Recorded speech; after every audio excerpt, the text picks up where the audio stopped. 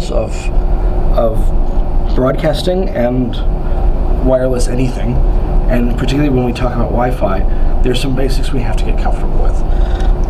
A wireless network is not identified by its plugs anymore. This is obviously the point. I don't want a cable, hence the wireless part of the name. So there's some pieces of the standard that are universal to all wireless networks that are worth talking about a little bit because they have security implications. The first one, and I apologize if you all know this already, but I want to make sure everybody's on the same page, is this thing called the SSID. So this is the network ID that can be broadcast or can be not broadcast, but still identifies the network. If somebody's talking to you on it, there's a very high likelihood that you could be what's called sniffed and seen with it. But regardless, you have to have this because 802.11, the rulebook, says you must identify the network you're on.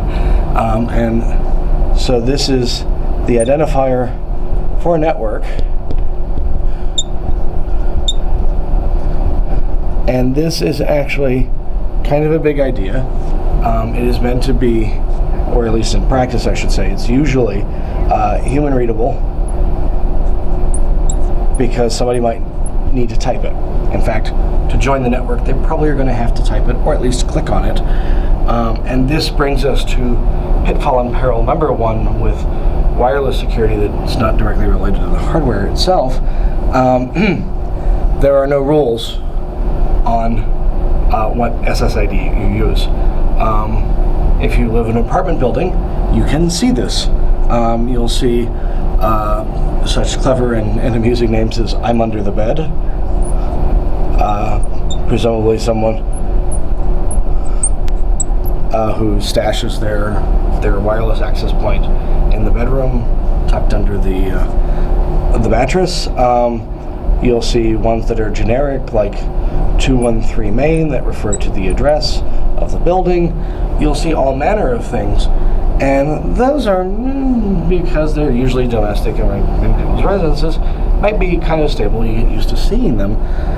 But when you're mobile, when you're out in a busy public place, I don't know, like an airport, there's nothing, repeat nothing, from stopping someone from broadcasting from their smartphone or their laptop the idea that, hi, I'm airport free Wi-Fi. Nothing in the rule book strictly prevents that from being a thing. I assume everybody can see the potential peril here. Since there are limited to no meaningfully enforceable rules on setting your network identifier, guess what? Anybody can call themselves anything. I mean, this one sounds potentially innocuous. What happens if somebody says, oh, free money, I'm going to call my network free money? I think most people's hackles, suspicions, hair on the back of the neck would probably go up when confronted with something called free money, but airport free Wi-Fi, maybe not. So you have to be a little bit aware and a little bit suspicious is probably the right word, to make sure that you don't set yourself up for all manner of headache. It is entirely possible to change out payload. So if someone's sitting atop your communications, no less than on a wired connection, and so think of it as a man-in-the-middle kind of attack, MITM, man in the middle,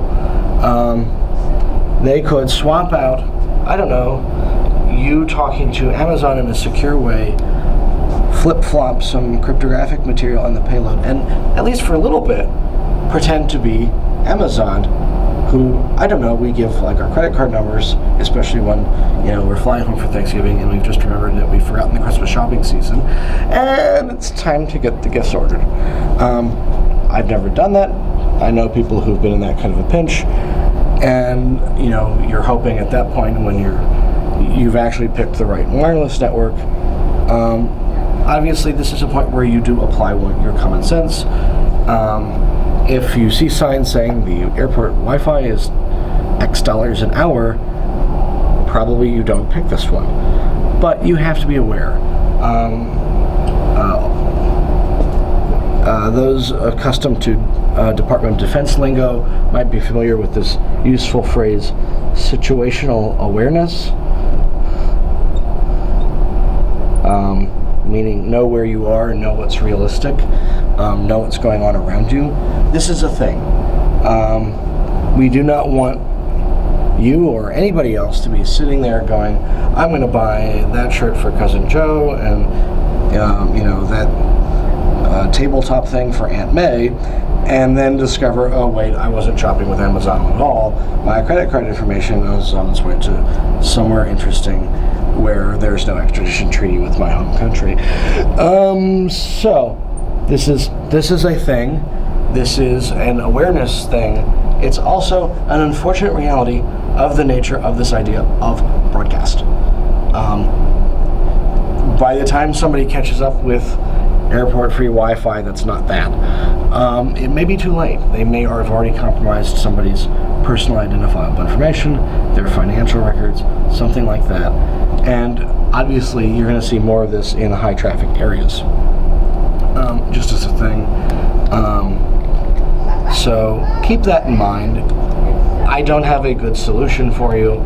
It's just a thing. Be aware, be smart. End of public service announcement number 2, I guess. Thanks so much, and we'll talk about how we avoid this in some detail in the lecture notes too. Thanks.